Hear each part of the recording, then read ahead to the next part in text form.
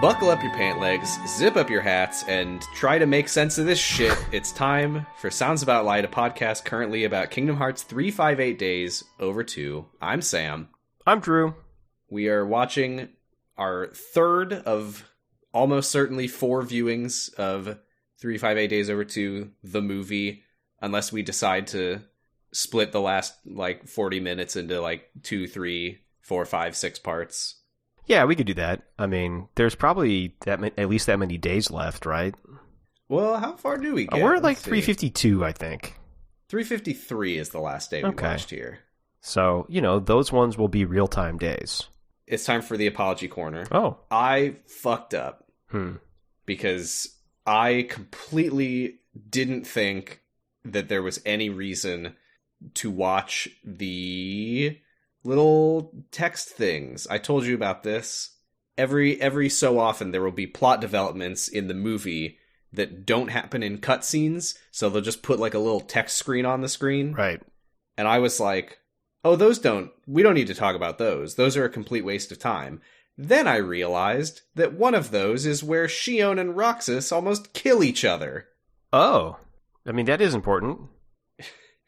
You said, you don't remember that happening. No, do you not I do remember that. Oh, yes, I do remember that happening. Okay. I thought you meant last episode. You mean in this episode? Yes, in this episode that does almost happen. I haven't gone back to see if we missed anything of note. It was probably all stuff that I filled in from the game anyway. But I was watching the cutscenes. I was like, where is... I know that happens. There's no way it happens after this. It's also pretty wild that that's not a cutscene. It's apparently all just in engine and during a fight. Well, yeah, because it's a mission that you play in the game. Which is kind of neat, I guess. I guess it's interesting the mission doesn't have its own cutscene, but... Yeah. A lot of very, very interesting choices made with this game, you'll find. Sure. Yeah, I agree with that, yeah. I think if I'm not mistaken, we actually start with a text screen, because the last thing we saw was Xion at Castle Oblivion saying, "I'm not who I was," or something like that. Yeah. Well, we ended with that last time, right? Yeah. I think in the game, I actually just watched that cutscene. I think the line was a lot less stupid. It was just so the person I was before was somebody else. Right. I don't know why they decided it needed to be way clunkier. We start on day 256. Xemnas calls a meeting in the round room, we learn it's called. I'm going to call it chair room. Yeah, round room doesn't really do it justice. No. Speaking of... I totally forgot. I didn't know this until, yesterday. I've mentioned a bunch of times the lobby where Roxas gets his missions from Syx. Mm-hmm. I totally missed that room is called the gray area. It's kind of a weak one.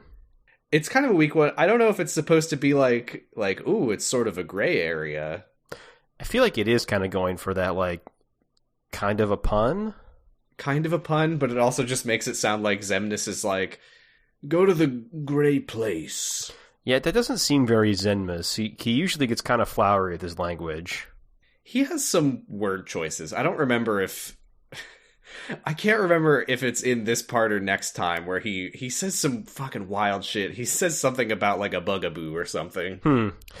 This episode he mostly, I feel has sort of corporate speak going on.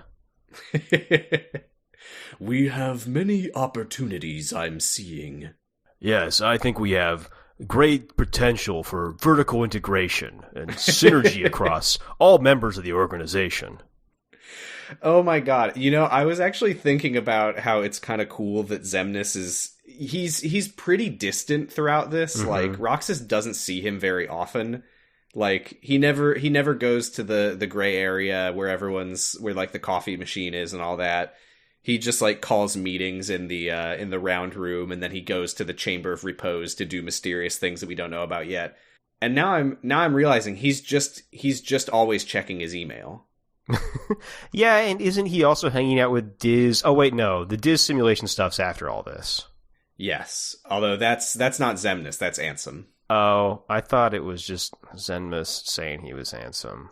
Oh man. Oh well, I'm not saying that that's necessarily not true. Okay. But the guy that we see in Kingdom Hearts 2 at the beginning, He is Ansem from Kingdom Hearts 1. Oh, okay. Yeah. Whether he has a secret identity underneath that, no comment. But he's got the look of Kingdom Hearts 1 Ansem. That's true. I guess I didn't think Zenmus looked that much different, but other than his robe. If you look at them side by side, it's pretty different. Xemnas has way like spikier hair. Okay. He's been borrowing Marluxia's shampoo for sure. Got it. Yeah, when you become a nobody, you get a lot more volume. I don't know why I said it like that, nobody. Well, that's what's ironic, is that you are a nobody, but your hair has much more body. That's actually why Axel did it. Keep an eye out for any flashbacks to human Axel, and you'll find that he's shaved bald. That's right. When you lose your heart, you gain hair. The heart pulls all the hair into the skull. Yeah, it's the gravity of the heart and your memories. Yes. That's what gravitas means. Mm-hmm. Anyway, I don't know what the fuck we're talking about anymore. Let's... Roxas wants to look for Xion. He wants everyone to go looking for Xion, yes. But Xemnas says no. I have to check my email. The next day, Roxas eats ice cream alone. Axel stops coming to the clock tower. Yeah, that's pretty sad. I mean, and that's again, it's a sign of a problem, Roxas. You shouldn't be eating ice cream alone. You should be. If it's not a social thing, it's a real problem. I don't remember if I've brought this up before. That after every mission in the game, there will be a little. You get your like mission end screen, experience points, etc. And then there'll just be a little short scene. If there's not like a full cut scene with dialogue, it will still always show you who Roxas eats ice cream with. So at this point, he's eating alone. For like a week, right? Almost 3 weeks. We skip ahead to day 276. Wow. This part is nuts. What the hell did you think of this part? I couldn't tell if this was a dream or if he was really in the Destiny Islands. I had no idea what the hell was going on. Yeah, this is a very weird, surreal part of this game. And I think I know what literally happens here. And I will do my best to make sense of it. But what happens is we get a little glitched out flashback to Sora and Kairi on the beach on the Destiny Islands. And Roxas is here. And he picks up a thalassa shell off the ground and he's thinking about Xion. And then he looks over and he sees a hooded figure who he thinks might be Xion walking onto the island of 100 ass kickings where Riku used to win every fight. And he runs over to her and she removes her hood, but she's Zexion. And then Riku, little Riku from Chain of Memories, walks up and Roxas finds himself in the middle of a cutscene from Chain of Memories where Riku confronted Zexion. Yeah. This is all pretty bizarre because Roxas shouldn't have access to Riku's memories, I don't think. Well, it gets weirder. Yeah. Because Roxas, his head starts hurting, he collapses on the ground, and then he becomes Xion. And then he becomes Riku, and then he becomes Sora. And then he passes out, and Xion wakes up later, and the real Riku is here. And I don't think there's any more dialogue in this scene. I think we get a flashback later, if I remember correctly, that addresses what happens next. Okay, now I'm thinking about, is what's happening, because Xion is a mirror of the people she's around. Is she starting to leech Riku memories, which are then leeching back to Roxas? Is that what's happening? You are close. Okay. And I will put the disclaimer on this of, I think I know what this scene is. Okay. If I'm not mistaken, what is going on here, because we do learn in this part that Xion absorbs memories, specifically from Roxas, but also from people who are connected to Sora. Right. If I'm not mistaken, what is happening here, because we know that Xion has spent time around Riku, I believe that Xion has absorbed Riku's memories to some extent, in this case, the one of talking to Zexion, and the person that was standing on the beach originally with the thalassa shell, that was Roxas. Yeah. The person that we saw running up to Xion, who became Zexion, I think that was Xion. I think Xion was in a very weird, trippy, surreal situation where she, like, lost track of who she was in this big jumble of memories she's absorbed. And I think that she saw herself as Roxas, then she's like, wait, no, I'm Xion, no, I'm Riku, I'm Sora, and that's why everything was so weird and confusing. Okay. Because a little bit later, we'll see the real Roxas leaving Destiny Islands, while Xion is still sitting with Riku. I don't think that it was actually Roxas who approached the hooded figure on the island. I think. Okay. Maybe. Does that make sense? Sure. I mean, yeah, it makes more sense now. Yeah. I think they really overcomplicate it by making us think that it's Roxas in the first place. If we just saw Xion walk onto that island and then all this happens, I think it would be a lot less confusing. Yeah, it's kind of like Roxas was peering in on a breakdown that Xion was having. Yeah, basically. Yeah, okay. But it's also unclear, and it's unclear to Roxas himself. Roxas isn't really sure what he saw either.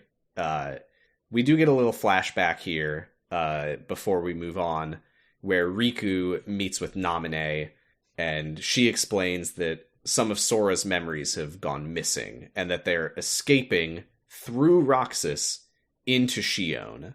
Yeah, which I kind of spoiled. Yeah, I think it was kind of clear what was going on at this point, but it is that is a bummer, because it does kind of start to seem. I mean, we see the thing at the beginning of Kingdom Hearts where Roxas needs to be like absorbed back into Sora for Sora to become whole, and now we've got at this point we have there's two people that can't exist if another person wants to live.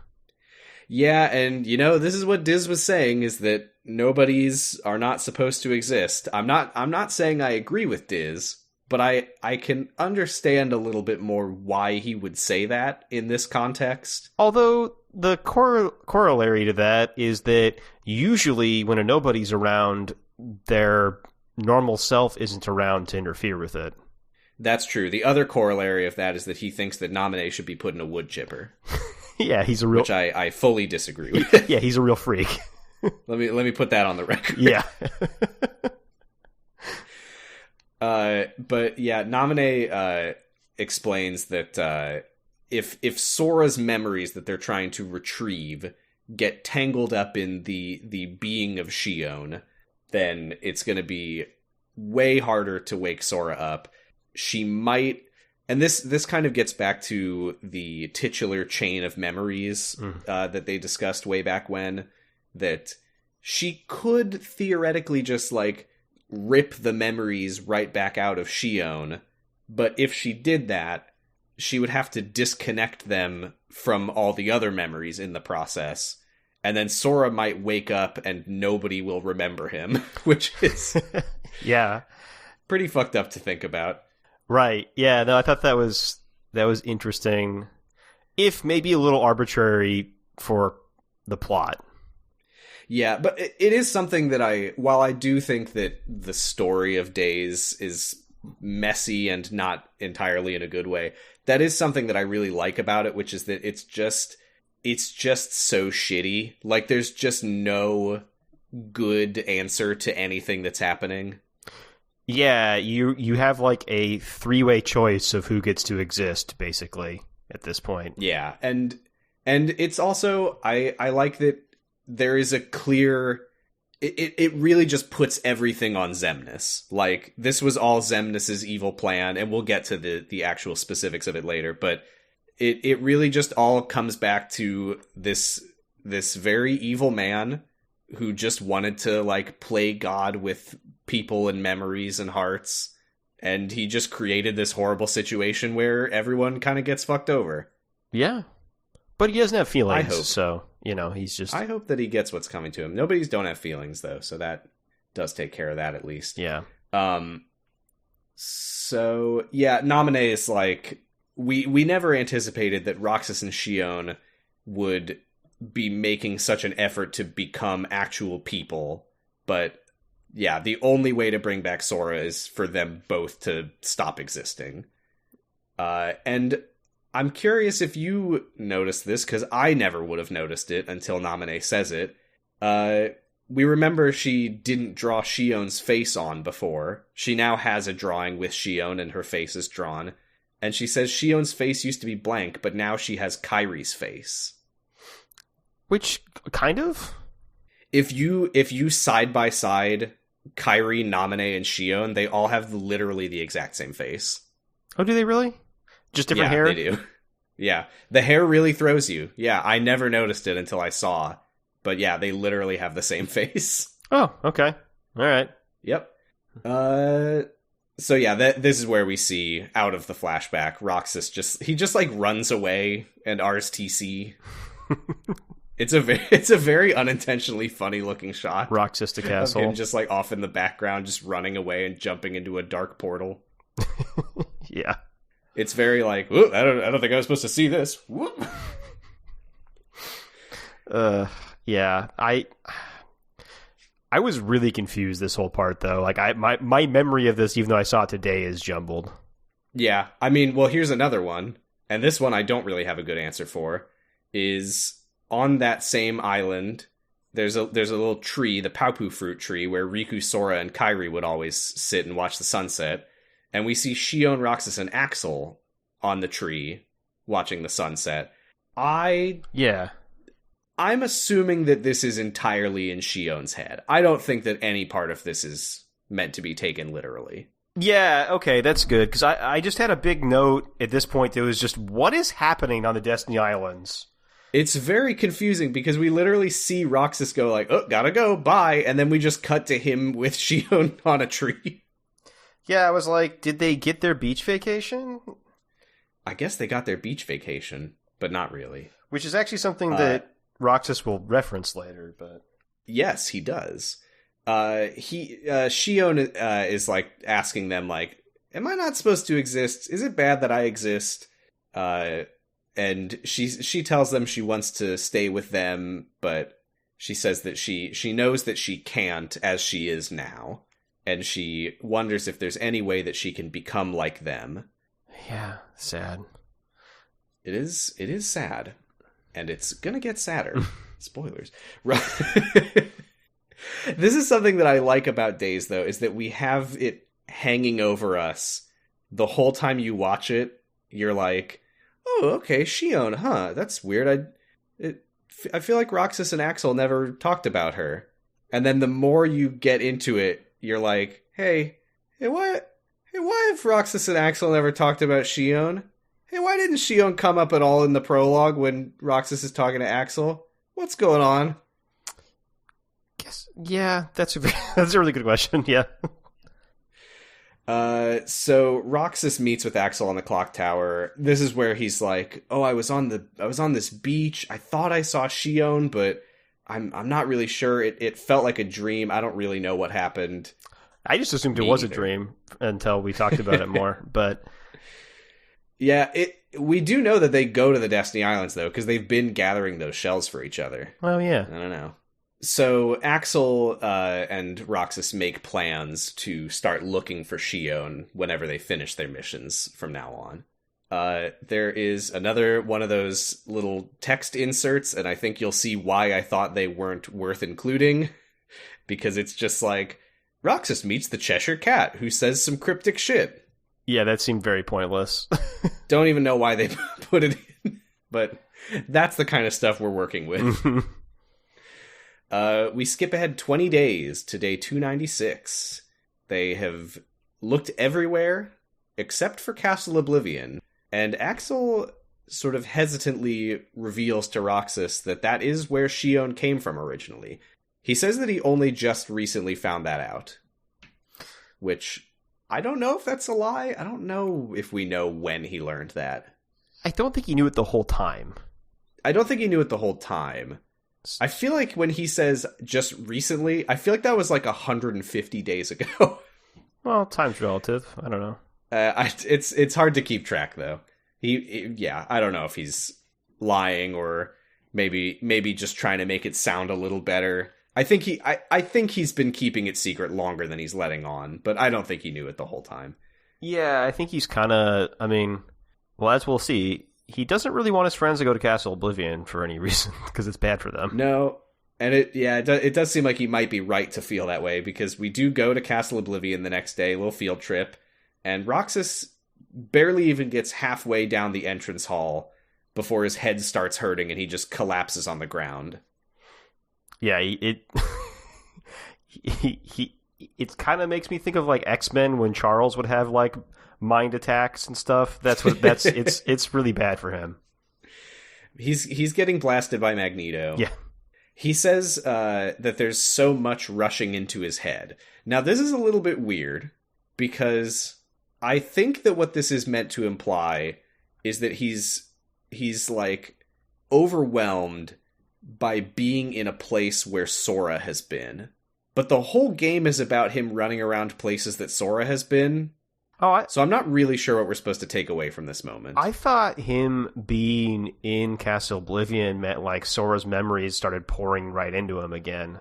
And so he was... Right, I guess it's the difference is like, yes, he's been going to all these places Sora's been, but in this case, it's the place where Sora's memories got like unhooked from his brain. Maybe they're just like floating around in the air, I guess. Right. Yeah, or something about Naminé's process is getting weird because he's there. Yeah. It probably doesn't matter too much what the exact reason is, but the point is, Roxas being in Castle Oblivion is not good for his brain. So Axel drags him through a portal back to Twilight Town. Roxas kind of passes out, and when he wakes up to an imaginary voice of Riku saying his classic line, "Giving up already? I thought you were stronger than that." I don't remember when we hear him say that. I think he says it about 8 times over the course of this series. Well, it's that good. It's a really good line. But Roxas, he wakes up and he goes, "Riku? Huh?" Yeah, and Axel doesn't... I'd be kind of sad if my friend woke up saying somebody else's name. He didn't even get it memorized. Come on, Roxas. Yeah. This is the one thing your friend asked you to do. Although I guess Axel knows exactly what's going on with Roxas, so I suppose he's just like, yeah, that makes sense. Okay. Yeah, a little bit. I don't know if he knows everything, but I think he probably can guess why this happened. Yeah. Still gotta hurt, though. Yeah. The disrespect. Yeah. Although Axel has met Riku and thinks he's cool. Did he meet Riku? When did he meet Riku? Didn't they meet in the castle, or did he just meet Repliku? I don't remember if he met Riku. Because he brings... Didn't he, escort Repliku to a fight with Riku, and the one that got Repliku killed? That I don't... I think he escorted Repliku to kill Xion. Oh, I think you're right. Okay, alright, maybe they haven't met yet. We need to read Axel's famous diary. Yeah. from the secret reports. Okay, yeah, I'll get right on that. Day 52. Escorted a replica to kill Xion. Here's why I did it. Day 50. Met a cool guy named Riku. Really liked his cool pants. Will wear cool pants under robes. Have been wearing them ever since. Wish people could see them. Robes are bad for fashion. Yeah, so Axel and Roxas look around and they see 2 people in black coats staring at them from like 5 feet away. It's Xion and someone else whose face we can't see, but it's obviously Riku. Yeah, I had a minute where I thought it was like Ansem or Diz, but I was like, oh no, it's Riku, okay. It is Riku, which, makes sense. The last time we saw him, he was with Xion. Right. So Xion leaves through a corridor of darkness. Roxas chases after Riku. There's a really, really fun-looking chase fight that happens in the game here. Really wish we could all experience it, but alas, we just have to talk about it. Yeah, it's too bad. They corner him after like an hour, and then he just goes through a portal also. But not that much. Because we do then cut to show that he and Xion are just standing around a corner like 10 feet away from them. Yeah, I was wondering if there is like more gameplay between here and there, or if they literally just went around the corner. Literally, the end of the gameplay section here is when you you corner Riku at the end of this tunnel in Twilight Town, and then it goes into cutscene mode. He goes through a portal, and then Roxas talks to Axel, and then the camera pans over to show that Riku is just standing there. Ah, perfect then. Very Princess Jasmine hiding behind a box. New theory. I don't know if this is Crackpot Corner, but it's new theory. Hide and seek doesn't exist in Kingdom Hearts universe. I mean, if someone tried to make the game, it would immediately be thrown in the garbage. You mean like standing like behind like a beanstalk or something, or what are we talking about? No, like behind. No, like go like hide under something or behind something. But I can't. This game sucks. I can't. This game sucks. Forget it. Other new theory: no object permanence in the Kingdom Hearts universe. That one may very well be true. Okay.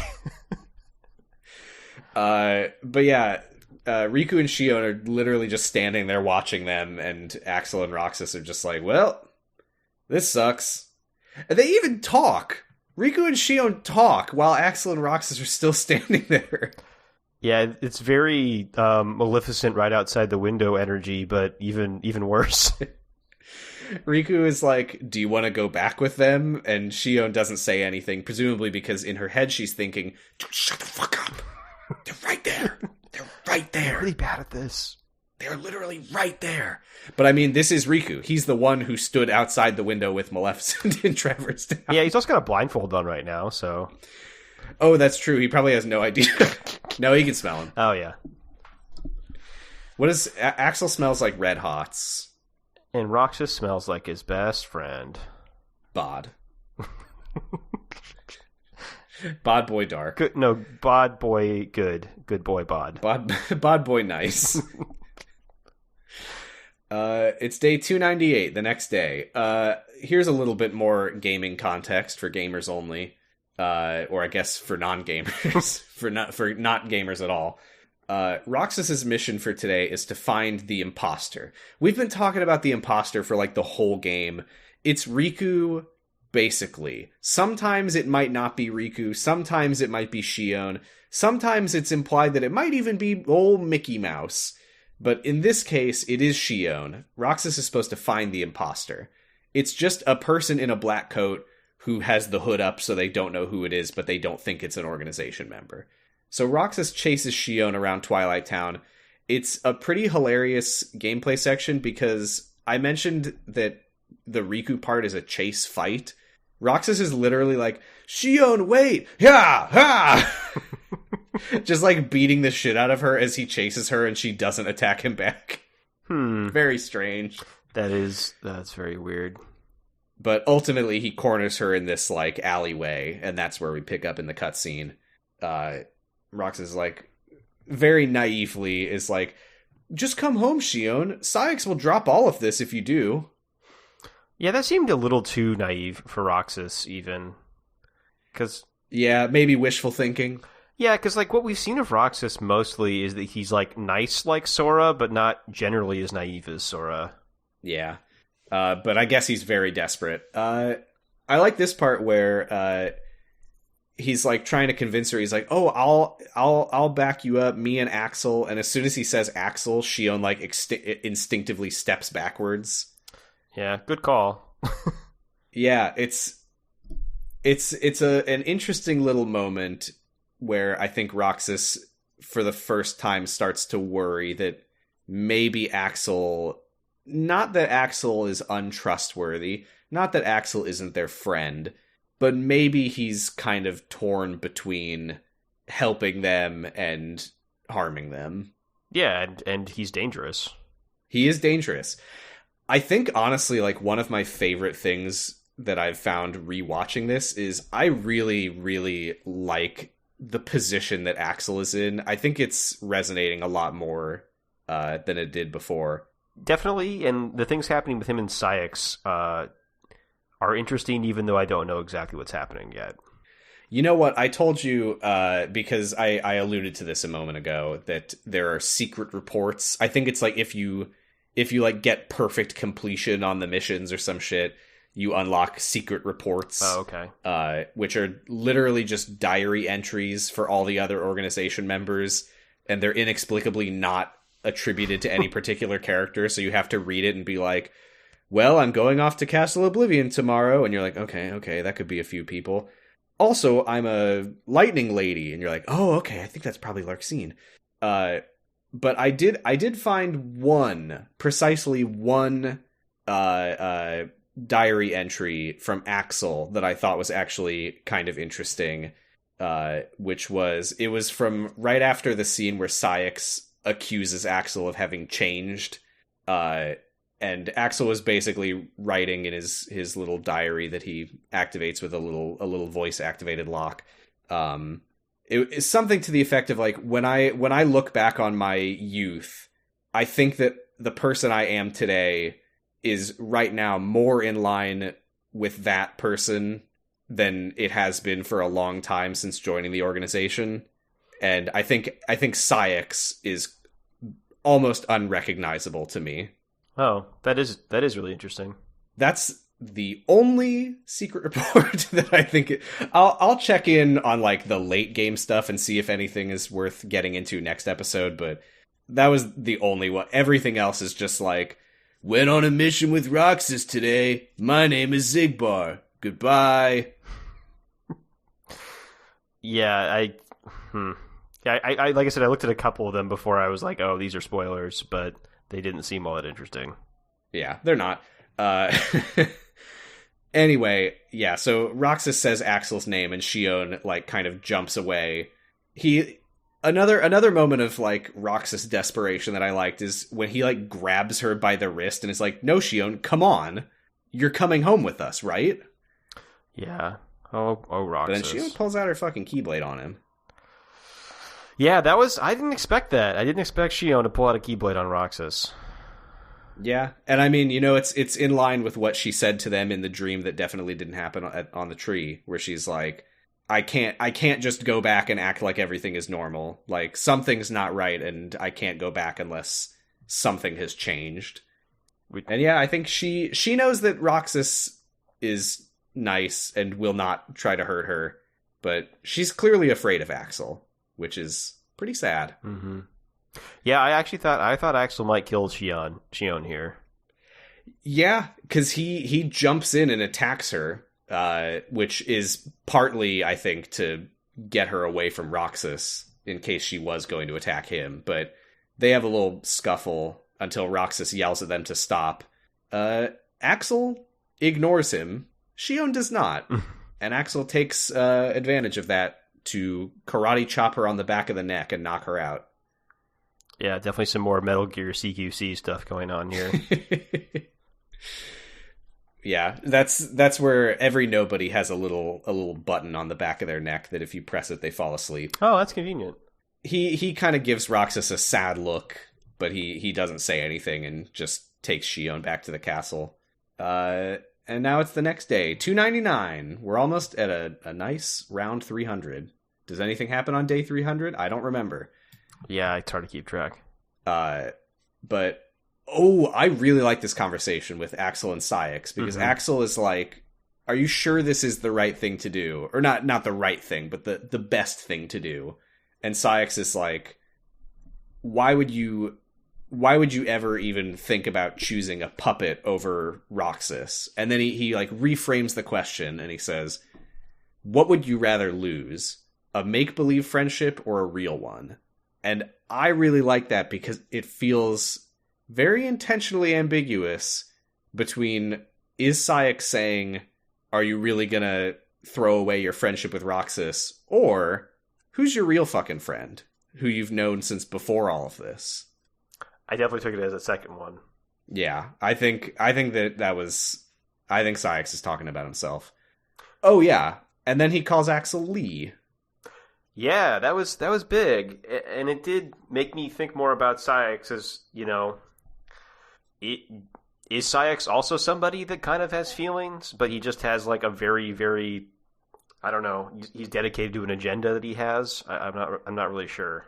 I think, and this is what I have thought before, and I think reading that diary entry from Axel certainly convinces me that I'm right. I think that Cyax is like, he is gone. He is fully nobody. Oh, really? Okay. That's what I think. Except for when Axel pisses him off enough. What happens next? We get the round room again. Xemnas he's like called Roxas in, which is never fun. No, you hate to be called into your boss or your principal or whatever. Especially when they have a 30-foot tall chair. And you're not allowed to make your chair as tall as his. You're not. It's not like a written rule, but you're really not supposed to make your chair as tall as his. Mm-mm. Xemnas is telling Roxas, like, Xion's back.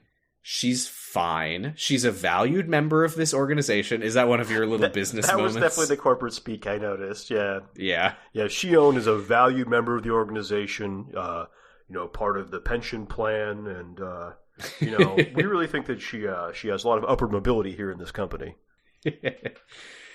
One of these days, she could be 13, maybe even 12. The sky's the limit for this Xion. Well, number 2 is the limit. But anyway, I'm not going to authorize that pay time off that you're asking for. But look, I'm not like an ogre, You can add on another couple inches to your chair. How's that sound? And then Zigbar's seething because he doesn't get to put any inches on his chair. My chair's supposed to be the second tallest. What the hell? It was bad enough when Syx got to make his almost as tall as mine. But yeah, he tells Roxas, worry not. And Roxas has a little flashback to a scene from earlier where Xemnas said something, but we didn't hear what it was. And it turns out it was Sora. Yeah, I didn't see why this was really important right here, but okay. Me either. Well, I guess it's weird because it feels like they're trying to do a thing where it's like, here's what sort of like triggers Roxas to start remembering stuff. Mm. But I don't feel like anything made sense for that. But I think that what's important here is that Roxas is starting to realize that he's not just another nobody like the rest of them. Okay, that's fair. And he just sort of spontaneously remembers Xemnas saying Sora's name, and he's like, who is Sora? Xemnas kind of smirks. He's loving this, in as much as he's capable of. And he says that Sora is the connection between Roxas and Xion. Yeah, I mean, kind of true. And then he says, Xion's going to be back to work tomorrow. I want you in here bright and early. I don't want to hear any of this, any talk of Xion getting time off or any of that shit. Just get back to work. Get those hearts. Clock in. We're all working hard. You might even get a Christmas bonus if you get enough hearts. Maybe I will take you to the beach on the final day of your summer vacation. Like that's ever gonna happen. But Roxas is like, okay, fine. Yeah, whatever. Great. And he walks out and sees Axel standing there. And Axel's like, hey, Roxas. And Roxas just ignores him. Oof. Yeah. We were... Hey, sorry about when I karate chopped Xion on the back of the neck where the button is that turns her off. Roxas? We were just getting so happy for this great friendship that was budding, and now it's all gone. Yeah, it was a real, like, right just under the wire on like day 250. We were like, this you know what? This friendship is actually pretty good. Hiya! Which I guess, that's how you want to do it. You want them to build stakes so that when it falls apart, you care more. So good job, game. Yeah, which, again, I think a big part of the reason that I didn't really get too into this the first time I watched it is I did not feel that way by the time it started to fall apart. So then I was like, oh no. Why? Oh no, they're not going to eat ice cream together. Oh no. Yeah, I did feel some relief in this episode because they ate a lot less ice cream, and that was probably good. A lot less, but not none. Not none. Still I would 4 argue times. Still an unhealthy amount. Yeah. Syx meets with Xemnas afterwards and is asking for a status report on Xion. And Xemnas, again, he's loving this. He's like, Xion has changed in ways that I had never anticipated, but it's so dope. It's so funny what's happening. I love it. Yeah, he loves it. I mean, well, this is where we find out that the plan was always to siphon memories off of Sora so he couldn't wake up. And no, that's what they didn't expect. Oh, is that what they expected? I thought that's what the plan was. No. He says, we wanted her to copy Roxas so that we would have a second Keyblade wielder. What we didn't expect was that he would absorb so much from Roxas that Sora would never be able to wake up. Like, this is perfect. There can't be a kid who will try to kill all of us. Oh, okay. I thought he kind of was saying that the plan was always for Roxas to take enough memories to lock Sora out, and then Xion was doing the same thing. But okay. No, and it's weird though, because I guess they didn't realize that Roxas would do that, because the only reason that they ever wanted Roxas around was so that he can harvest hearts. Right, and then they wanted Xion so they could double their heart harvesting. Okay. Yeah, but then they're like, oh shit, we accidentally locked Sora's memories away, and now he can't wake up. This is amazing. This is perfect. Got it. Okay. All right. He calls Riku an impurity, which is very, very mean. Not nice. Huh. Not nice, Xemnas.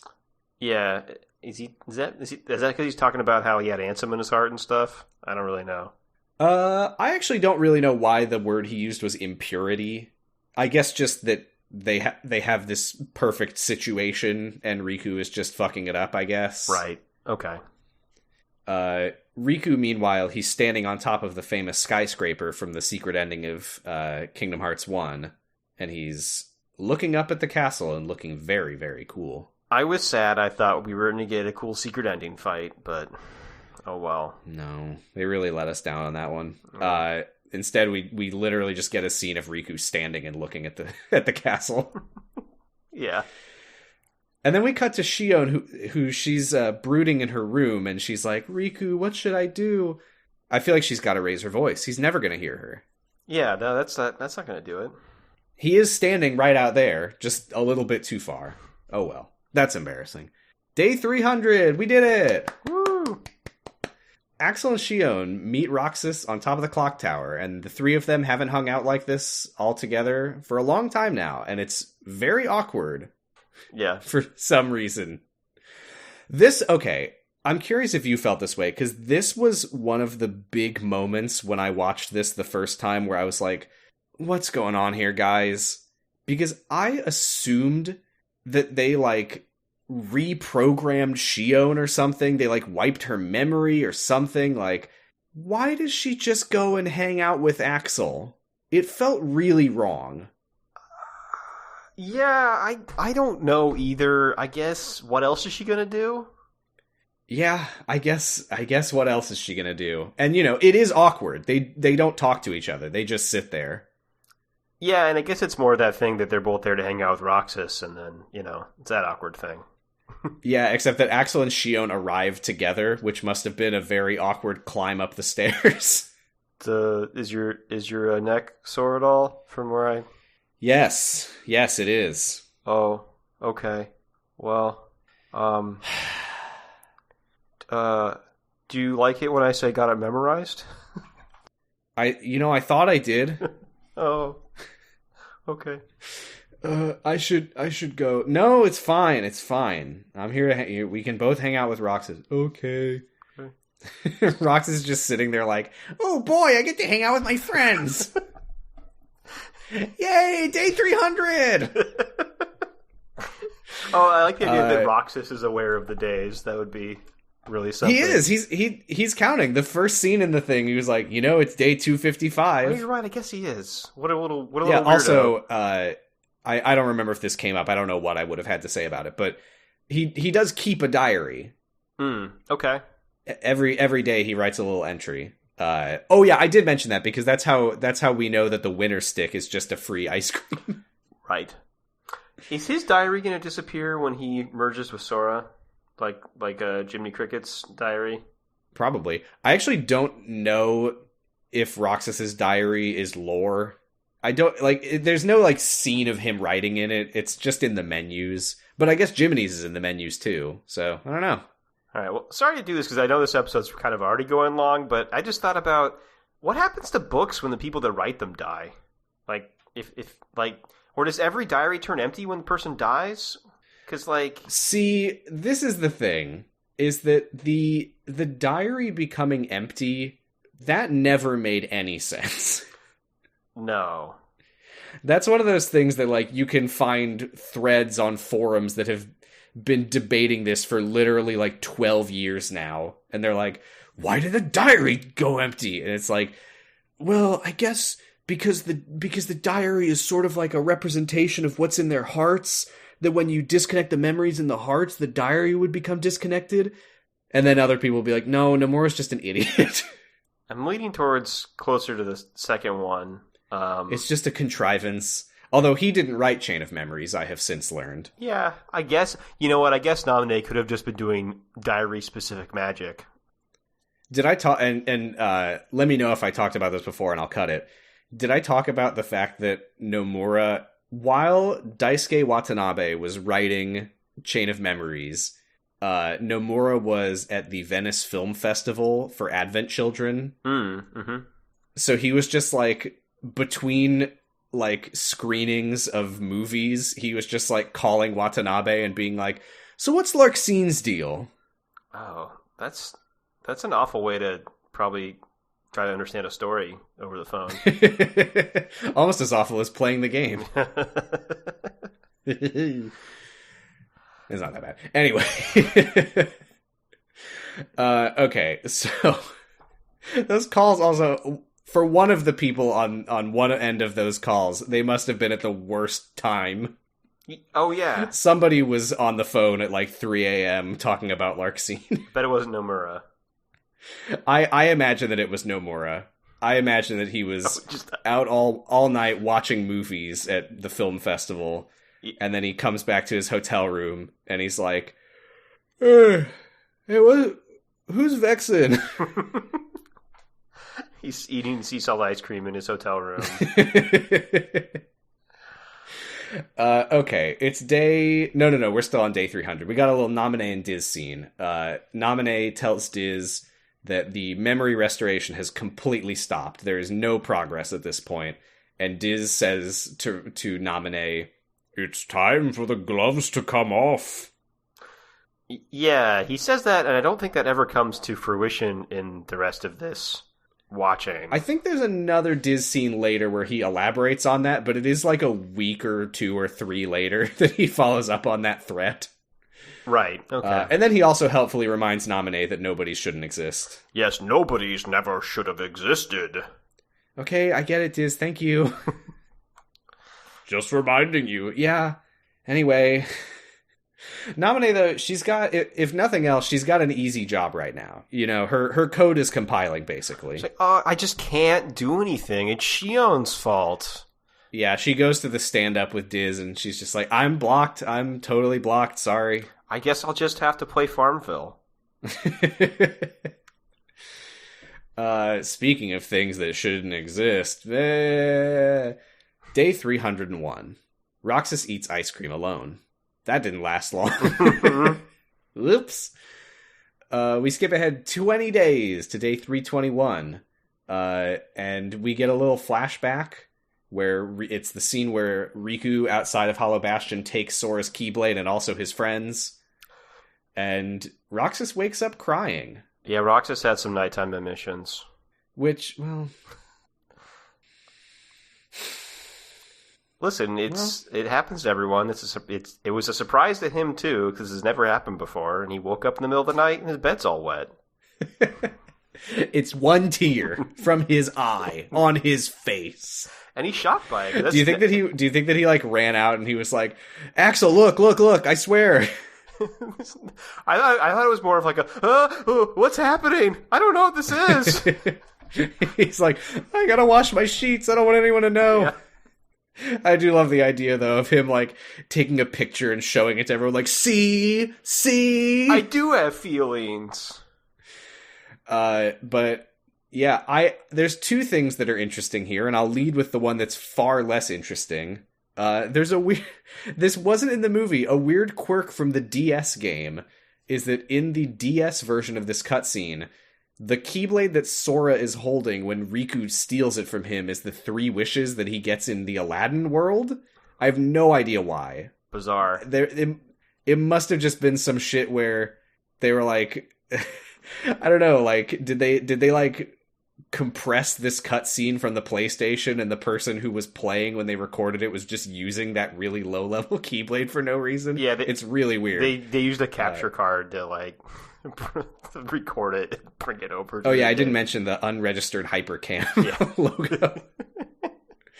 The thing that I think is actually worth talking about, though, unlike the other thing that I did waste time talking about on the podcast, is I think that the fact that Roxas is crying at the memory of Donald and Goofy abandoning Sora, I think that suggests a deeper pain than Sora was letting on at the time.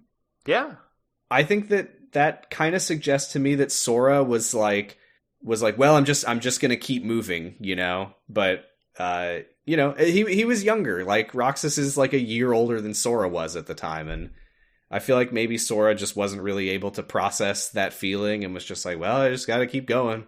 Well, and I assume it's because he's currently feeling abandoned by his friends, and so he's now found that link to the time Sora was abandoned by his friends as well. Ah, themes. It's embarrassing that I didn't even think about that. Listen, you got the plot, I got the themes. Just like, why did they show this cutscene? I don't know. What the fuck are they talking about there? It's so easy to get lost in the sauce with this stuff, though. It's very difficult not to, it turns out. Yeah.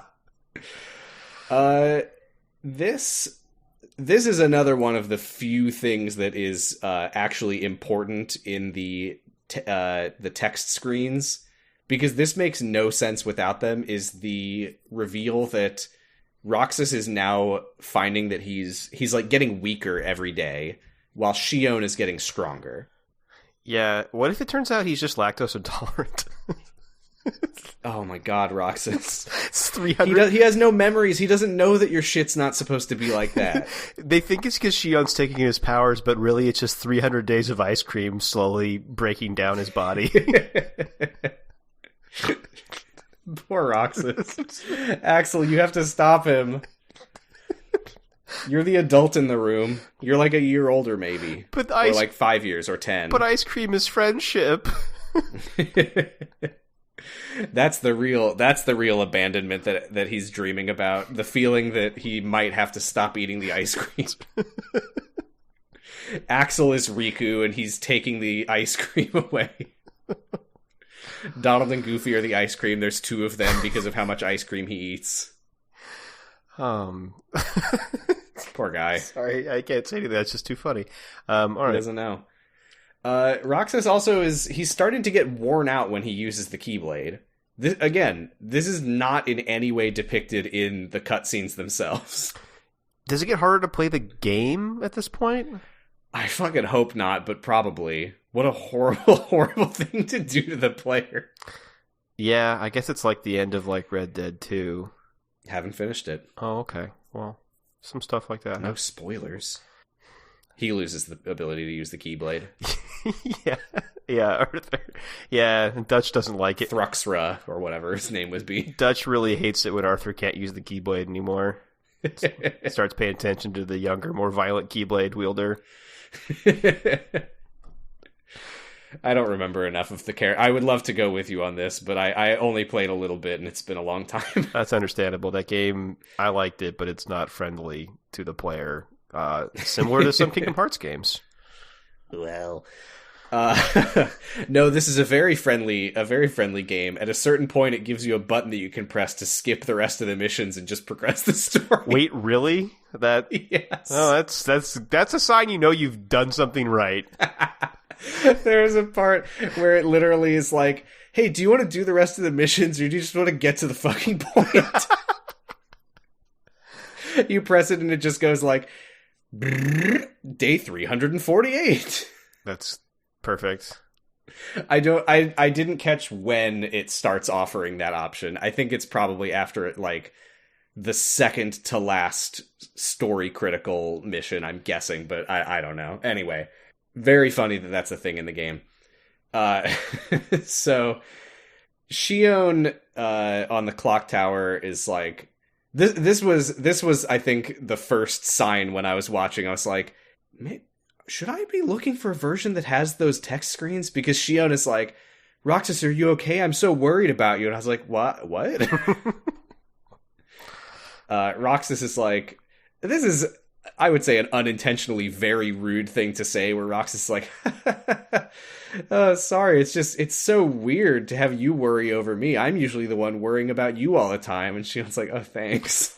Yeah, she wasn't as offended by this as I think she should be. Yeah. It's like, yeah, I know, I'm a useless little crybaby, but I'm getting ripped right now for some reason. I don't know why. Yeah, it feels like she should know what's going on, but... Whenever I use the Keyblade, I feel like I just get stronger and stronger over the course of the day. It's nuts. Yeah, because she even says, like, I'm doing Roxas's moves. Yes, she says that later to Axel, and I would love to know what that means. Like, she's like, oh, when I do my combat grunts, it's Jesse McCartney's voice. Like, I keep being in the struggle stance. We haven't seen. I don't know if we actually have seen any combat in the movie.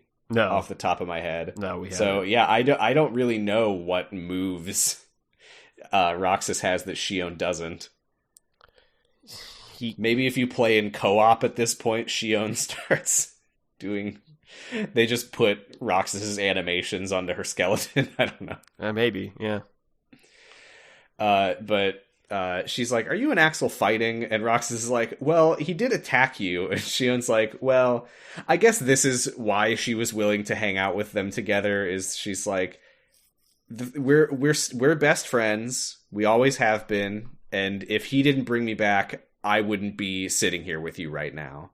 So I guess she has mixed feelings about what Axel did, but I guess she understands that he was just following orders, and she was the one who ran away. Yeah, that's true. And she attacked first, to be fair.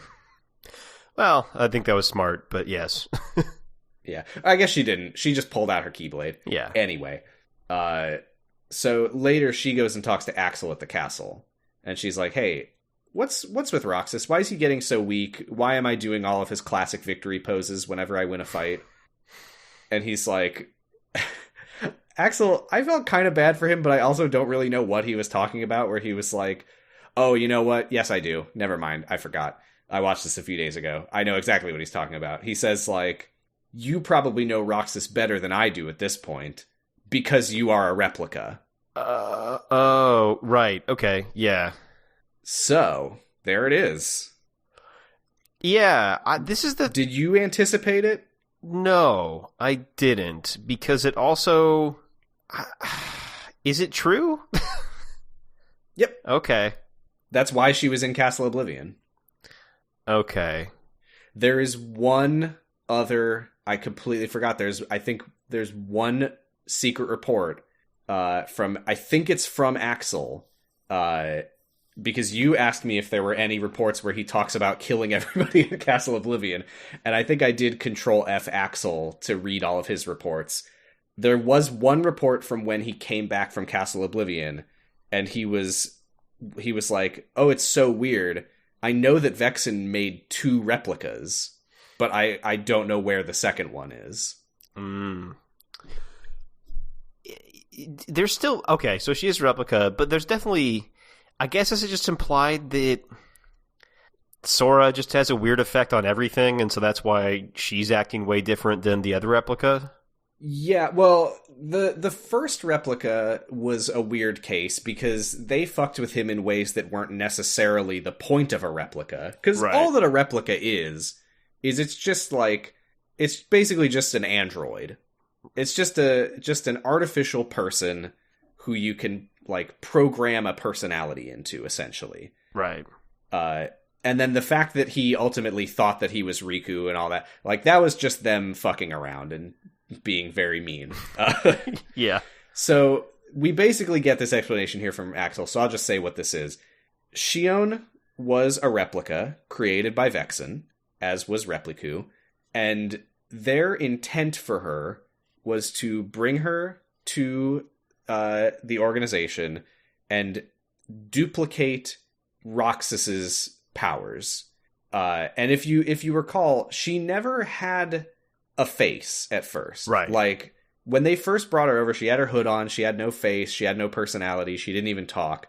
But over time, she started to learn how to use the Keyblade when she would spend time around Roxas. That was her absorbing Roxas's powers and becoming sort of a reflection of Roxas. Right.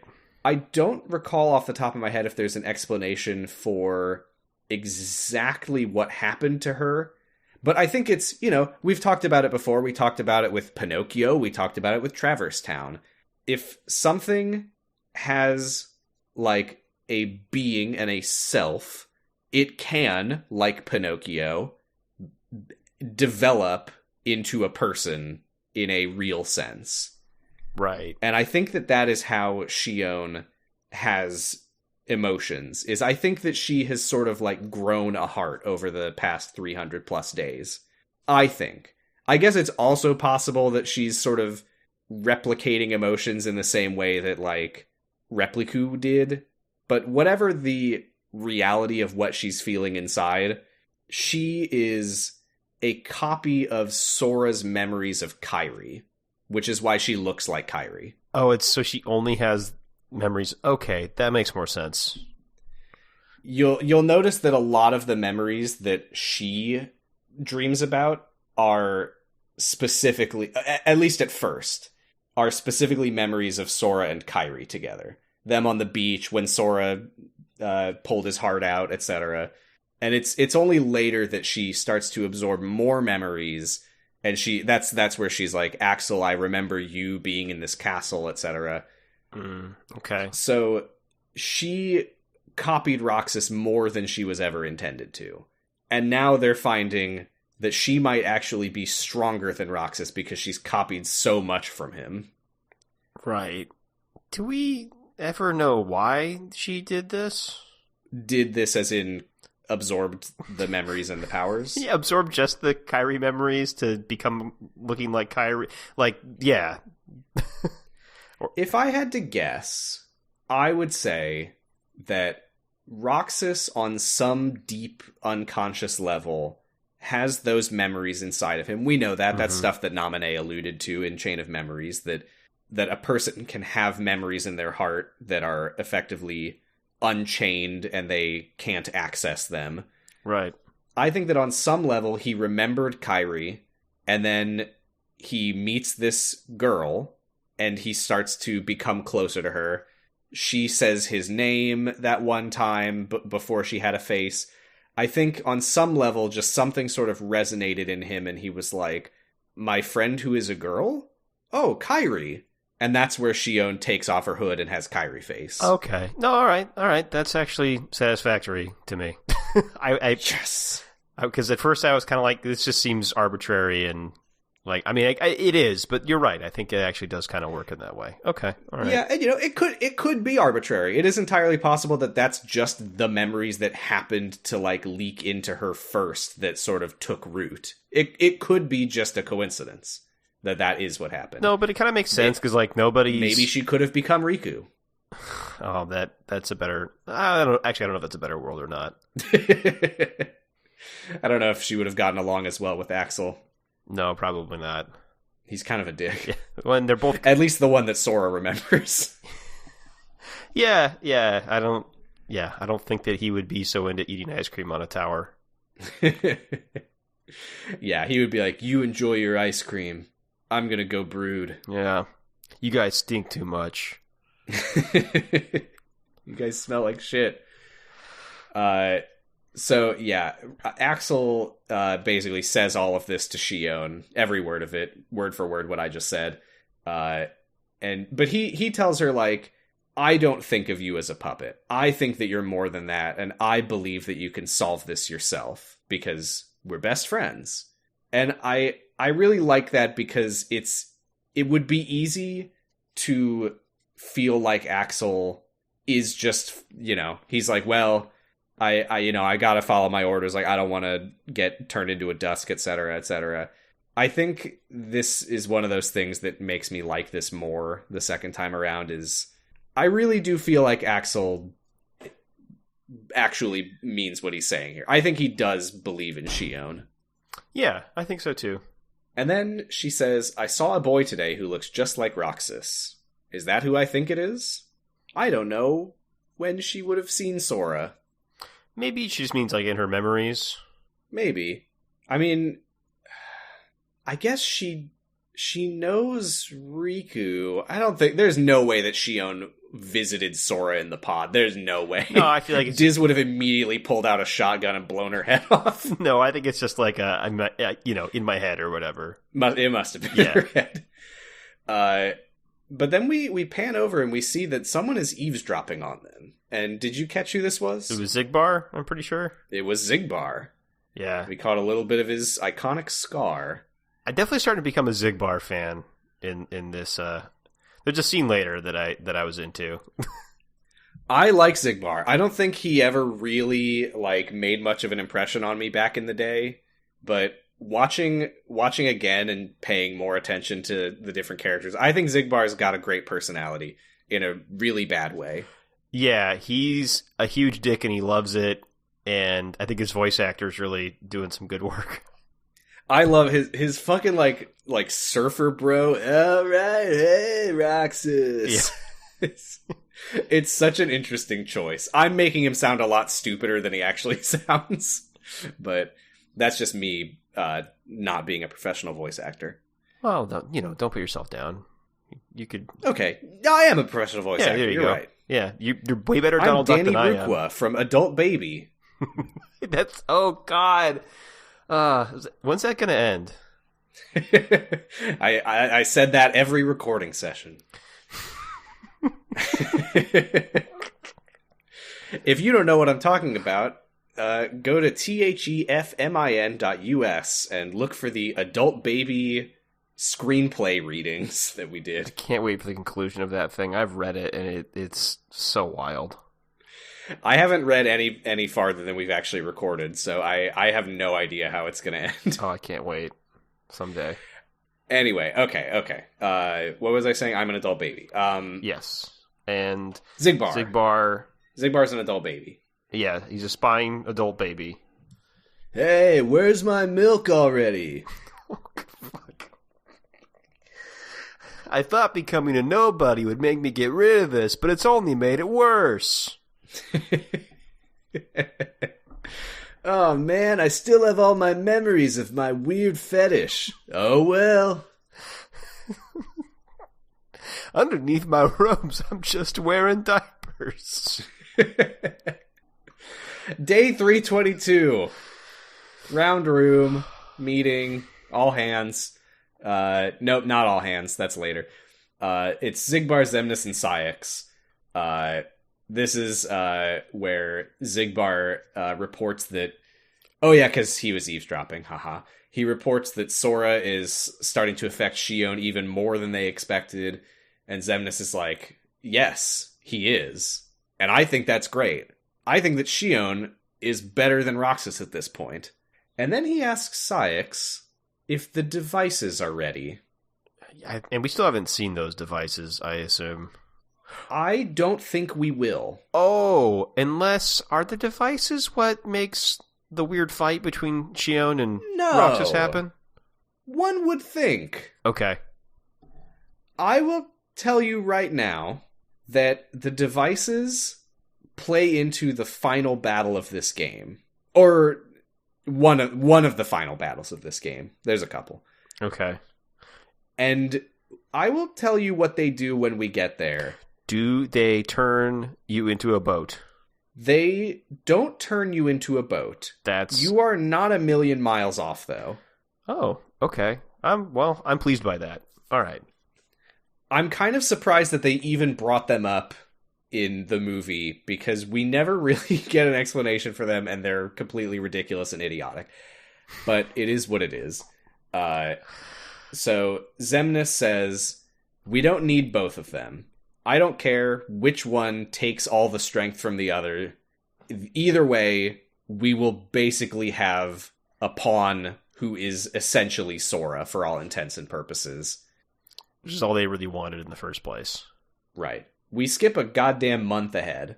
And I will say, the missions that you do in this time period, I think this is where you get the ability to just skip all the missions. But 3 of the missions that you do in this time span are setting up the devices. So I'm not going to say what the ominous devices are doing, but they do make Roxas set them up, which is pretty fucked up. Oh. It's pretty clear that whatever they're doing is no good, and it is Roxas's job to prepare them. It's day 352. Xion is worried that she's gonna fuck everything up.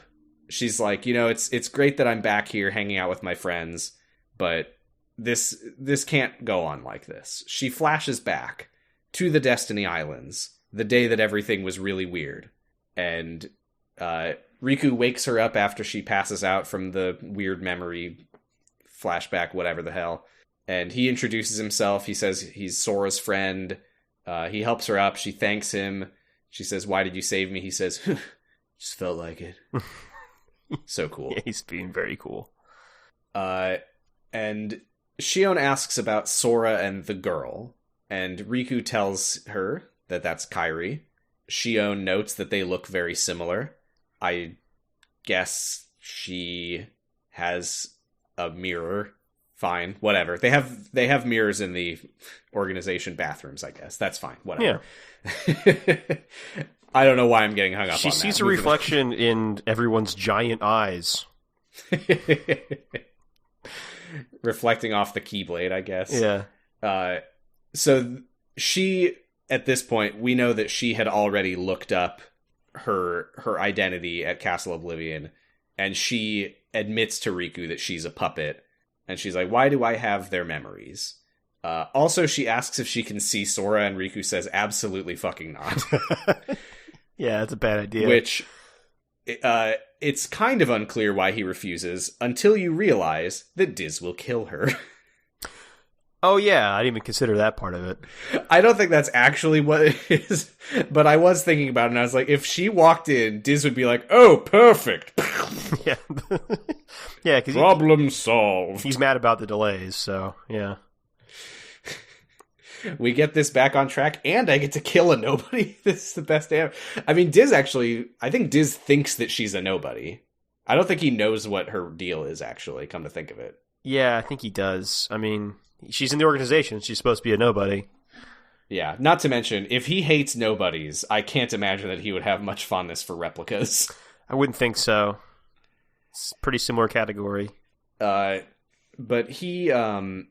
he basically explains to her, like, Sora is stuck until we get his memories out of you. He says, if you're okay with it, I can take you to Sora and you can give all your memories back to him.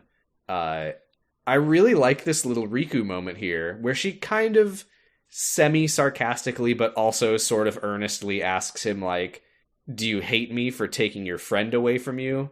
And I think she's kind of caught off guard by his honesty, where he's just like, "No, I'm just sad." Yeah. Yeah, which is it's a bad situation. And I really I think this is the first time we start to see Riku starting to mature. I just being able to look at this situation and be like, I can't hold it against her. She didn't do anything. This isn't her fault.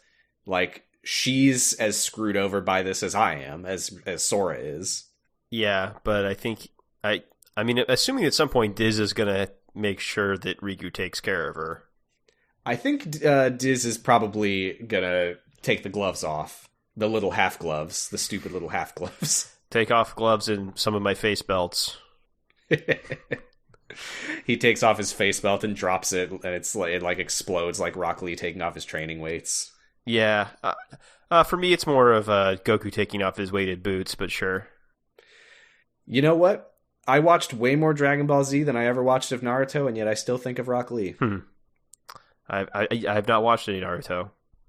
The Rock Lee Gaara fight is the only thing worthwhile about that 8 million episode show, in my opinion. Okay, I'll watch all of it.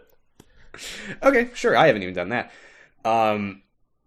So Riku, or she tells Riku, like, I'm sorry, I understand the situation that you're in, but my friends need me and I need them. And he like puts a hand on her shoulder and he's like, just think about it.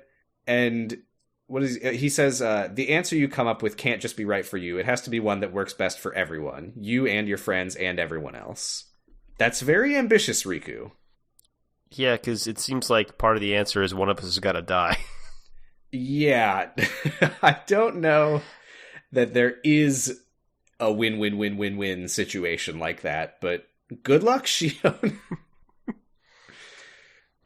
Meanwhile, back in her present-day bedroom, she's like looking at the thalassa shell, and she's like, I have to make the most of the time that Riku's given me.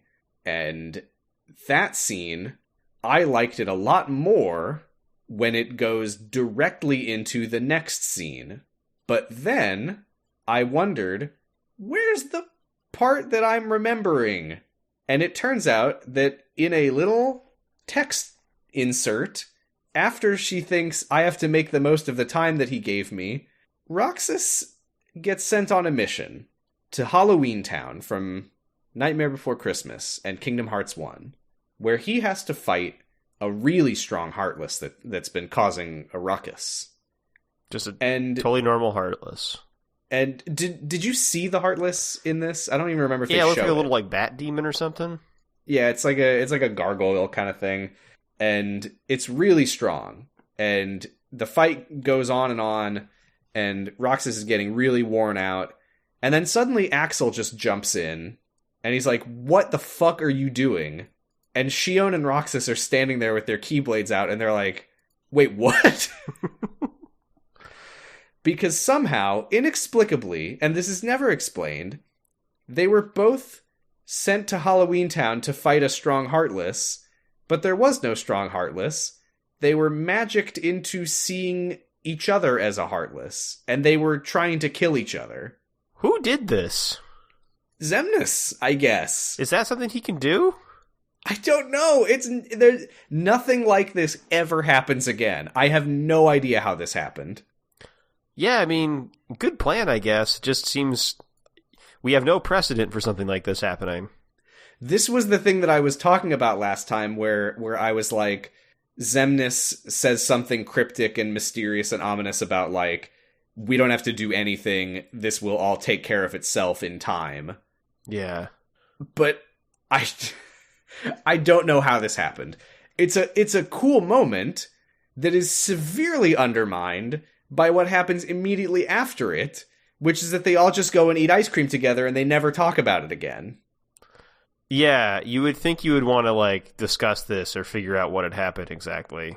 I said this a minute ago. I love this next ice cream scene, if that isn't in it. Because the transition when I watched this cutscene the first time, not the first time, but before I rewatched it with the Halloween Town scene in the middle, I love the little moment where Xion is like, I have to make the most of this, and then it cuts to them all eating ice cream together, and Xion is like, she's like kind of making an effort to like just have like a fun time with her friends. She's like, ooh, brain freeze, haha, and they all like have a little laugh. And I was like, oh, this is really nice. She's like, I can't just let this be us sitting together awkwardly. I have to have a fun time with my friends while I can. But it is so weird when in between those things, they almost killed each other. I mean, what else is new? We're always almost killing each other or whatever. It's so weird. Yeah, it's bizarre. Yeah, it's so strange, and they don't talk about it at all. They're just eating the ice cream, and Axel's like, "Oh, have you ever looked for a winner stick?" And I'm like, "Hey, are you gonna talk about how like Xemnas made you almost kill your best friend?" Nope. Just another day at the organization. I mean, clearly it's not important. They didn't even fucking animate it as a cutscene. Jesus Christ. Yeah, I guess, do they just maybe not know who did it? But you would think you would want to find out who did that to you. Yeah, I mean, Jesus, if I was Roxas and Xion, I mean, he says it here, but not in the way that I would be. Because Roxas is like, hey, why don't we just all run away together? And then we could just hang out and eat ice cream together and just be friends forever. And in the context of this scene, minus the Halloween Town stuff, it's like, oh, that's sweet. In the context with the Halloween Town stuff, it's like, I mean, yeah, but I would mainly be focusing on the fact that they're clearly trying to make one of you kill the other. Yeah, it's like, we gotta go. Yeah, not like, hey guys, why don't we just go? No, like, hey guys, we need to go. Axel, you're either with us or you're against us. They're trying to kill us. Yeah. They want one of us dead and they don't care which one it is. Yeah, I mean, that's the Kingdom Hearts way, though. Just like a strange lack of urgency on so many things. It almost makes me wonder if that scene was like they didn't really know how to fit it into the rest of the story. Like, maybe they came up with it, like, at the last minute, and they're like, oh, what if there's a mission where he has to fight? And it turns out that... And then they're like, okay, where do we put this? Because nothing that we've written would really account for the tension that would create. I don't know. Just put it wherever. Yeah, that's fine. But yeah, Axel mentions the winner sticks. Roxas, I don't really know what this was, because Roxas is like, oh yeah, and Axel's like, what is it? And Roxas is like, nothing. Yeah, I don't know what that was either. Maybe he's like, I don't want to tell him because it's such a shit prize. I don't want to get his... Because I think they ask, like, oh, what does the winner stick get you? And he's like, I don't know, but it must be amazing. And Roxas is just like, I can't break the news to him. Yeah. Yeah, they're having... I'm sorry, Axel, it sucks. It's just ice cream. It's one ice cream. I wouldn't want to break his little heart either, to be fair. If he has one. Oh, yeah. Either that or Roxas is like, no, it's mine. It's my free ice cream. That's a funnier option for sure. Or maybe okay, this is me. I'm pushing my brain cells together. Maybe Roxas doesn't tell Axel here because he's thinking, I don't want to tell him because I don't want to have to exchange the stick for a prize, because the stick is associated with a meaningful memory that the two of us had together, and I think that the stick and the memory associated with it is more valuable than whatever the prize is, especially since it's ice cream. All right, I'll buy it. God damn, I'm good at this. Yeah. I am the Nomura Whisperer. This is amazing. I had no idea I was so smart. Nomura, pay us money to, I don't know, tell you you're right. Hire this man. Me. No, I mean, hey, I've got... How many crackpot corners do I have? I got 18 of these fuckers. And any one of them could be true. Yeah, maybe the Heartless did originate in Halloween Town. Maybe Pluto is the ultimate villain. Just scanning through these, the number of these that are like one sentence, period, IDK.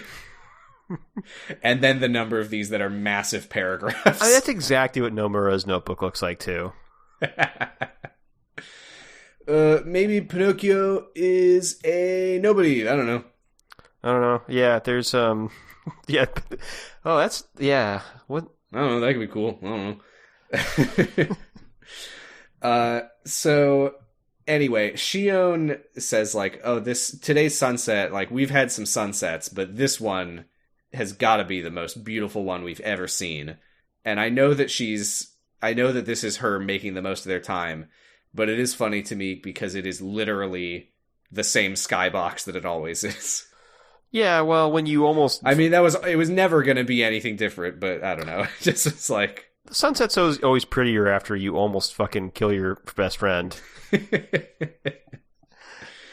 Yeah, Oh, yeah, you got it. Oh, it's just a quick note that I hate seeing them bite ice cream. Just with their teeth, and it makes my teeth hurt. I can't remember where I heard this. I think it might have been when I was watching Slow Beef streaming it. Mm-hmm.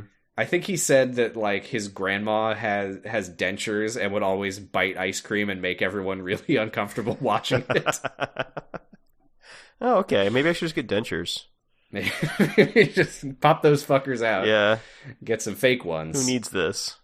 Yeah, she's like, I wish that things could stay like this forever. This is where Roxas is like, why don't we all just leave together? Axel makes a sad face because he's like, it's not going to be that easy. And he reminds him of what he said before. What's important is not that we see each other every day. And Xion interrupts and is like, I remember, it's as long as we remember each other. They did cut a line from the game where she's like, we remember that hokey speech that you made that one time. I'm kind of glad, because the moment lands better this way.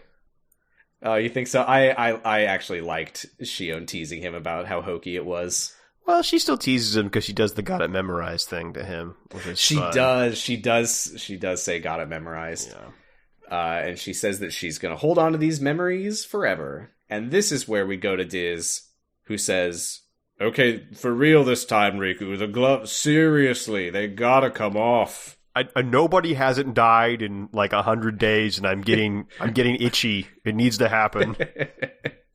I'm feeling the bloodthirst. Please, Riku, you have to kill a nobody. He orders Riku to do what needs to be done. Yeah. Which I assume means kill both of them. I thought it would just be to kill Xion. But maybe... Yeah, I mean, this is what's weird, is like, I don't really know how Roxas plays into that. Like, ultimately we know from Kingdom Hearts 2's prologue that Roxas needs to give up his self for Sora to get the memories back. But I would assume that still applies now. I can't imagine that they would be like, oh no, Xion, this is a problem. Yeah, I guess so. Yeah, I don't know if... I mean, Diz does the complicated computer shit that he does in the prologue of Kingdom Hearts 2. Boy, does he. So... do we learn that just like murdering them makes the memories disappear forever or something? So it's not that simple? Well, I know the reason that they ultimately put Roxas into the simulation is because they're trying to hide him from the organization. What they don't want is for Axel to just take him back, and then they're like, well, now we don't have the memories. I see. Okay. I don't know. If they did just kill... I think that they can't. I think that if they just killed Roxas and he just vaporized like the other nobodies, I would think that those memories would just get lost. Right, and that's why I assumed they were just trying to kill Xion, because she's the real... The memory stuff was going okay until Xion appeared. Yeah. This is a part that I love, because it's day 353. Sayx... sort of reminds Axel, like, don't meddle with this situation. Like, this is really, we're really on the precipice of something very important for the organization. Please stop fucking it up for us. And he sends Axel, Xion, and Xigbar on a mission to Wonderland. And for no clear reason, Xigbar decides to attack Xion on the mission. I'm assuming that's the whole point of this mission, was for him to kill Xion. Maybe. I'm not really sure. You know what? Hey, let me pull up the secret reports. I've got them right here. Let's see if there was one from this day. Nope. Fucking useless. The one thing that I want to report on. I don't know. I mean, sometimes organization members just decide that it's time to kill. I'm looking on Xigbar's article. On his Xigbar article. Nope, it just says that he tries to kill Xion. Alright. Okay. Well, there you go. Xigbar tries to kill Xion. And he says, what a blast from the past. Of all the faces, why do I look at her and see yours? And what does Xigbar see? He sees Roxas in his street clothes. Interesting. Which is weird. Because I'm not going to explain this moment just yet. Okay. But here's what I will say. that is not Roxas's street clothes. The person that Xigbar sees is wearing like armor. Oh, okay. Do you know? Don't say what it is if you know. But did you just I know realize? about this character. Okay. Yeah. All right. I didn't notice that. Okay. I thought it was just it was a quick little flash. I thought it was just Roxas. Okay. But why would he see? Okay, whatever. All I will say is that this moment where Xigbar sees a person in Xion's appearance who looks like Roxas but isn't, it does make sense to me. Right, I guess, because you sort of project stuff onto Xion anyway. So, all right. Yes, and if nothing else, we can take from this that based on the old what a blast from the past, Xigbar has some kind of past with someone who looks like Roxas. Okay. Interesting. I'm starting to get it's I'm getting overwhelmed. Well, don't worry. You'll learn more about that at some point. Okay, great. At some point. Not for a long time. Anyway. He asks the person that he sees Xion as, Why do you always glare at me like that? And Xion charges at him, and she's extra strong. She's been getting swole because Roxas is getting unswole. So she overpowers him real easy, and she tells Axel, I gotta get out of here. And we should mention, despite what Xigbar sees, she is wearing her hood. And Axel is like, what's going on, Xion? And she takes off her hood, and Axel's like, what the fuck? Yeah, which may be really... because we don't get to see what he sees. No, and Xion's like, now you understand why I have to leave. And Axel's just like, okay, yep, I am convinced by what you just showed me. I'm looking forward to being convinced. She got the Jared Leto Joker tattoos. Oh, he's like, oh god, yeah, you shouldn't be around anybody like that. You clearly are both unwell and have terrible taste. You gotta go. Yeah, that's not Organization 13 style, okay? And yeah, she escapes. She disappears. Syx later is chewing out Axel. He's like, what the fuck? You fucking let Xion escape. What the hell is wrong with you? And Axel's like, hey, I didn't let her escape. She overpowered Xigbar. And Zigbar's like, yeah, she did do that. I loved that. I also love what Xigbar calls Axel here. Oh my god. Flamesy locks here. Flamesy lock. It doesn't work at all. No. But it's great. And then he says that Axel just sat there sucking his thumb. Yeah. And I also like that Axel, because Roxas walks in the middle of this and he's like, what the hell happened, Axel? Where is Xion? What did you do? And Axel's like, yeah, Xigbar's right. I was sucking my thumb. Xigbar's like, yeah, you were sucking your thumb and maybe your diaper needed changing. No, this is too much adult baby stuff. About two different characters? What are we doing? Sorry. Also, Syx, when Roxas walks in, Syx like doesn't even look at him and he just goes, now we're left with the one we can't even use. Yeah, really fucking rude. He's such an asshole. Poor Roxas. Oh my god. This is where Xigbar leaves. I think he literally says, I'm going to my room.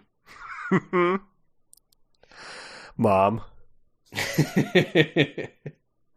And Axel finally just tells Roxas straight up, Xion is a replica. They brought her here to copy his powers. This is where he calls her a mirror that is meant to reflect Roxas. And if nobody breaks the mirror, Roxas won't be himself anymore, which I would say is a really bad analogy. Yeah, she's more like a sponge or something. Right, I don't know why just say she's absorbing your powers, and if nothing changes, you're not going to be you. Like, why introduce the mirror? Yeah, Roxas says, especially since she's not like, she looks like Kyrie. She doesn't look like Roxas. Oh yeah, it's not a mirror. No, Axel. He has brain problems. We know this. Yeah, she's a reflection of the desires you project onto her, I suppose, but that's not exactly a mirror. No, it's not at all a mirror. Roxas, for some reason, doesn't understand, and he runs away, and Axel says, I wish you could understand, and I think that's on you. Yeah, Roxas says something that I feel like, I guess maybe Roxas doesn't have this perspective on stuff. He says, I'll always be me. And it's like, no, you've barely been you for 300 days. Hey, we're coming up on a full year. Yeah. Yeah. The last thing we're watching here is Xion meets with Riku outside of Beast's castle. I don't know why. I don't know why this is where they met, but it is. I guess it's where they first met, where he called her a sham and then she did a meme scream. But she tells him she's found her answer because she's on the verge of losing everything she cares about, and she can't let that happen no matter what. And Riku tells her to go to Twilight Town and find Naminé. Then she thanks him and goes on her way. That is where we're stopping for today. Yeah, definitely a confusing time, which explains why we talked about it for such a long time. But but I'm definitely interested to see where it's going for sure at this point. Yeah, I think that the last part is going to be a real barn burner. I think we're going to have a great time with that one because it didn't work for me when I watched the movie for the first time, and I think since we've gone through it over the course of a few weeks, and I think we've let all of this breathe, and it doesn't always work, but when it does work, it works, and I think that is gonna make for some great viewing of the final act. Can't wait. But there is one thing that I could wait for. Yeah. But we're not allowed to wait for it. Welcome to Wish Us Duck, the segment where we have to do a Donald Duck voice. I'm terrified to do it this week. I haven't been practicing at all. I'm a real fuck up. I'm a real failure. I was practicing today, and it got a little better, but I feel like I can't guarantee I'm going to replicate anything I practiced today. We are mirrors that are held up to the face of Donald, and much like a mirror, we distort it, and we're like funhouse mirrors, basically. Yeah. Okay. Just hydrating. You gotta get a wet mouth for Donald. Yeah, it's good. Can we strike that from the record? No. Can we cut that? Nope. That has to stay on the record. Damn it. It's important for this case. What should I say? I don't know. Let's see. Can you say Naminé? I think I might be able to say Naminé. Okay.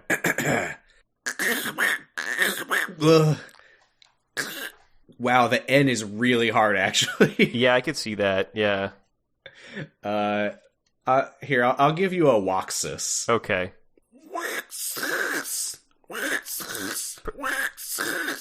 Pretty good. Okay. It's all right. Yeah. Mine's not going to be anything like that. So, let me try.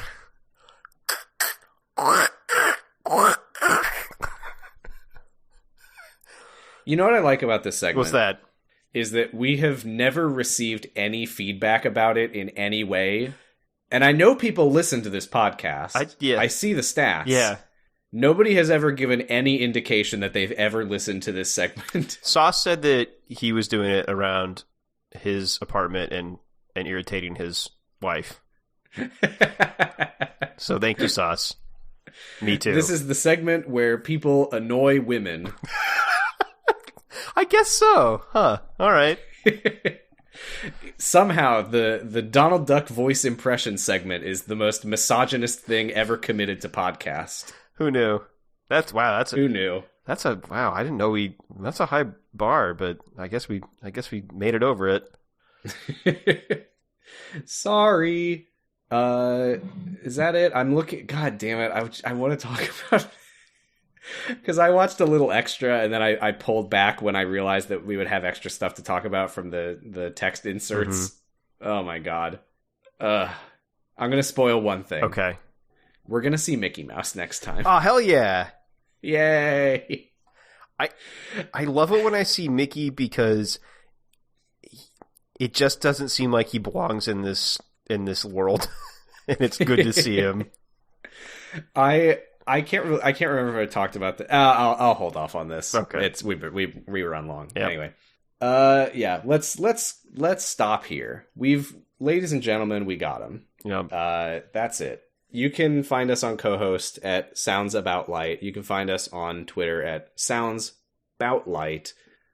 You can find me on co-host at Positive Stress. You can listen to my other podcasts, 0 to 0, where we have just finished watching the movie Blade, and we're about to finish watching the movie Fantastic Four. And then it's on to Blade 2 and Rise of the Silver Surfer, whatever that fucking movie is called. Yeah, do you think we should just start doing, like, Shadow Hearts or something for, like, a couple weeks and then go back to Kingdom Hearts? That's weird. I'm not too familiar. Is Shadow Hearts a Kingdom Hearts spinoff? Because it sounds like one. Why not? Why not? You can also listen to my other podcast, Doctor Who, where we're watching Doctor Who in a random order. We just watched the Satan Pit, and next up is the Nikola Tesla episode. That'll be a good one. We're gonna have Chai on that week. Oh, well, I'll be listening. Yay! I guess you can find me at Achilles Heelys on co-host, and you can listen to me on the F+. We finally released some episodes again, so don't get used to it.